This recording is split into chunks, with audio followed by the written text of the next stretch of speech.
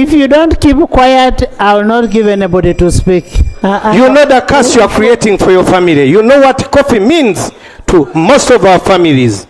Tugamba Mwami Museveni n'ofa kimunonga lugaha ku Mwanyi Zaffe. Va ku Mwanyi Zaffe. Put a question that the National Coffee Amendment Bill 2024 be read a second time. Those in favor say aye. Aye. The ayes have it. Coffee Amendment Bill 2024, Bills Committee stage. Right, Honourable Speaker.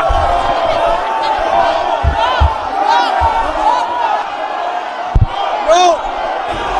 Bills Committee stage.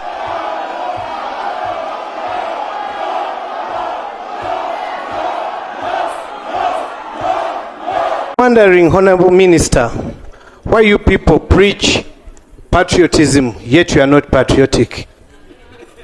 You pretend like serving good food, yet you know very well that you have poison in that food. Yes. You know the curse you are creating for your family. You know what coffee means to most of our families. Yes. Why are you serving one person instead of the whole country? Yes. You mean you don't know? You mean you don't know what you are doing? We know that you are serving poison, pretending that you are giving us good food. I strongly deviate from what you are trying to bring to this house. I beg to submit. Right Honourable Speaker, when you had just become a Speaker of this august House, you say to the public that this is a people-centered parliament. Don't put me into I withdraw right Honourable submission. I withdraw right Honourable Speaker. No. Go straight to the bill. Yes, the coffee. Right Honourable Speaker, being a coffee farmer, the people of Nakaseka I represent in this august House are saying no to rationalization. In the following, in the history we have ever had coffee marketing board. It went. We had the cooperatives. They went. There is no way you can cut a hand that feeds you. Honorable ministers here. The economy you are talking about today is boosted by UCDA. One of the sectors that boosts this economy is UCDA. Unless there are pressures behind. I had the report which was read by the chair. It was very clear apart from the conclusion. So therefore, being a member of parliament, Right Honourable Speaker, a coffee farmer, and a defender of people down there in the villages of Nakaseka and across the country, including you, the Speaker, because in the beginning you told us you are also a coffee farmer. We are saying no to rationalization. Today, if you were to move UCDA to the ministry, who of the two should learn from the other? Because after 32 years without you handling a business, and then all of a sudden you come back, and when you read through the proposal to abolish UCDA, you will find that the workers now are going to be spread in different ministries. That means that we are going to lose all this institutional memory. And I don't know why a parent, because even in the act itself, the ministry is given a very big role. I don't know which parent would like her child to go back home. Honorable members, I appreciate what you're going through. I know it is time for campaign. Yes. No, this is our livelihood. What about us? What our livelihood? I know people. Now I am going to get people who are clear-headed. Alan, why are you standing?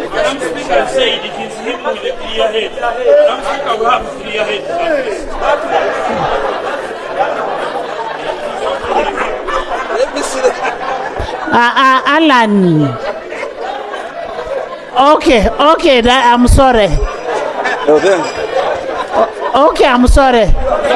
The roles of UCDA and MAIF are totally different and cannot be bungled together, and so on and so forth. I wondered what happened now with the conclusion, because I thought after laying that stage, it would be clear that MAIF should keep doing what it is doing, UCDA should be empowered to continue doing what it has been doing. Honorable Speaker, of course, like any other entity, UCDA has some imperfections, without a doubt. But the challenges at the ministry are enormous. And that's why, as colleagues have been clearly airing it out, some of what the ministry is handling has seemed to be too much on its plate. And yet we are saying UCDA has been thriving. Why don't we empower it to thrive a lot more? Why don't we empower it to go to those areas which have now begun growing coffee? Because I listened to colleagues from West Nile and elsewhere, and they're saying we've also begun to grow coffee. But UCDA had not reached there. And clearly it is because, Right Honourable Speaker, government had decided, let us zone the country. These ones coffee, these ones dairy, and that kind of thing. And we must be able to move away from that. Yeah? Yeah, because if a crop can grow in a particular area, why not? Why not let it? So can we empower UCDA to go to those other areas? Because if it is showing that it is able to thrive in the areas where it is thriving now, why do you imagine it will have limitations when you empower it to go elsewhere? Honourable Speaker, the stakeholders of the coffee economy, including of course MPs from the coffee growing areas, have spoken on behalf of the 12.5 million people that are involved in the coffee economy. Can we listen to these stakeholders?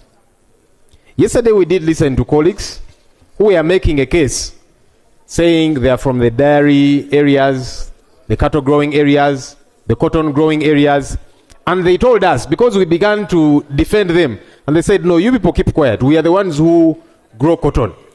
We are the ones who are producing milk. So we understand our issues better. And we want those entities to go back to the ministries. We actually gave up the fight. We said, now, how do you fight for someone who is saying, for us who want our entities to be rationalized? We let them be. Today, Right Honourable Speaker, you're hearing voices of people who represent stakeholders that are growing coffee. We need to listen to them. Honourable Speaker, I even think, personally, if need be, maybe some people who might say, well, we are not too sure, you could grant them maybe 2 weeks or that kind of thing to go and establish from their constituents, to be certain, because a number of us who are speaking, we have consulted the stakeholders that we represent. So we're not just speaking our mind. We're speaking the mind of the stakeholders that we represent. Honourable Speaker, very critically, the mandate of the 11th Parliament, this one, ends in 2026. I wonder why then we would say, let's give 3 years or even 5 years to bind the 12th Parliament. Why? Why do we want to bind the Parliament that will come after us? A number of us, I believe, will be back here, but we shall be back in the 12th Parliament. This is the 11th Parliament. If government is convinced that it requires 3 years or even 5 years to get the ministry set, to put in place all the infrastructure that is required, why don't you wait for the 3 years to elapse, put your house in order, come to the 12th Parliament and make your case? Because now we are operating in anticipation to say, well, we hope in 3 years we shall be ready. But you see, as some colleagues have mentioned rightly, to get the certification and all the infrastructure that is required in place, you need several years to do that. So government, let the 3 years, 5 years or whatever time you require to get ready, to put your house in order. Come to the 12th Parliament and make your case.